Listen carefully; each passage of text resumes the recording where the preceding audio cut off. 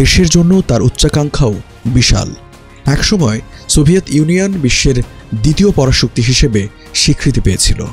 আজ রাশিয়া এমন কোনো দাবি করতে পারে কি?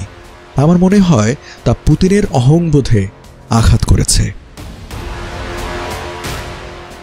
পুতিনের মধ্যে যে পরিবর্তন দেখা যাচ্ছে তার সম্ভাব্য একটি ব্যাখ্যা হতে পারে এটি। রাশিয়াকে আবার সেরাদের কাতারে ফিরিয়ে আনার জন্য তার উচ্চাকাঙ্ক্ষা দেশটিকে প্রতিবেশী দেশগুলো ও পশ্চিমাদের সঙ্গে অনিবার্য এক সংঘাতে জড়িয়েছে। তবে এই বিষয়ে ক্রেমলিনের ব্যাখ্যাটা ভিন্ন।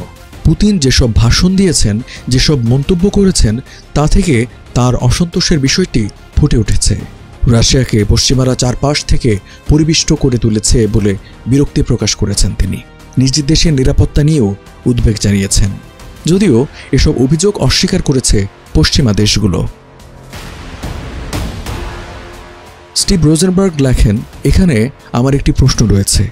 সেটি হলো, রাশিয়াকে দেখে শুনে রাখার যে অনুরোধ ইয়েলৎসিন করেছিলেন তা পূরণ করতে পেরেছেন বলে কি পুতিন মনে করেন? এই প্রশ্নের জবাব বের করার একটি সুযোগ সম্প্রতি আমার হয়েছিল। বছর শেষে অনুষ্ঠিত সংবাদ সম্মেলনে পুতিন আমাকে একটি প্রশ্ন করার সুযোগ দিয়েছিলেন।